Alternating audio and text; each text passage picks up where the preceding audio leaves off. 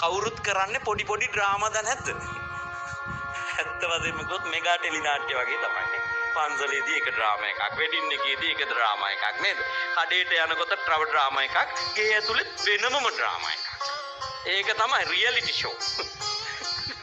ගේ ඇතුලේ තමයි රියැලිටි ෂෝ එක තියෙන්නේ. යථාර්ථවාදීම ඩ්‍රාමා එක කටවල් වල හඬනේ මට හරි අත්දැකීම් ලැබෙනවා. දැන් මේ බනවලට කතා කරනවනේ කෝල් වල. ඉතින් කෝල් එක ඩයල් කරන අතරතුරෙත් මුන් රණ්ඩු වෙලා. දන්නේ මම ෆෝන් එක ආන්සර් කරලා කියලා. මහා සද්දෙට එකිනෙකා එක්ක වාද කරගන්නවා. ඊට පස්සේදී මට කතා කරනකොට එකම බුදු වෙලා වගේ අපේ සයින්ස් ගන්න. මට ඒ කියන්නේ මේමයි වෙන්නේ. තමන්ව කොච්චර තමන් විසින් රවට්ටගෙනද කියනවනම් එක්කහුව වෙලා අනිත් උන් රවට්ටන්න යනවා. මං කියන්නේ දැන් මට ඔයා කෝල් දෙනවා.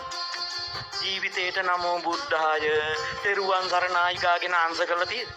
හෙලෝ කවුද? මොකද්ද ප්‍රශ්නේ? එහෙමනේ කියන්නේ. ඒ තමයි නැචරල් මං. මම මොකටද කෝල් එකක් ආවා කියලා රඟන්න යන්නේ. ඒ තමයි මම.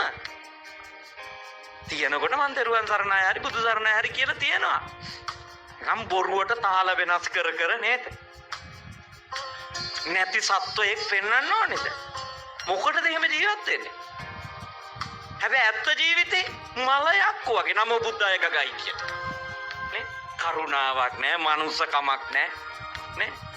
ඉවසිල්ලක් නැහැ. අනිත් මනුස්සයාගේ දුක තේරෙන්නේ නැහැ. ප්‍රශ්නේ තේරෙන්නේ නැහැ. නේද? ඔබ වෙනස් වෙන්න පිංගත. පතිරූපදේශේ දෙයියෝ දෙන්නේ නැහැ. පතිරූපදේශේ බුදුහාඳුරෝ දෙන්නෙත් නැහැ. බුදුහාඳුරෝ පාර කිව්වා පතිරූපදේශේ හදාගන්න. ඒක අනුගමනය කරන්න. ලස්සනට ඉන්න.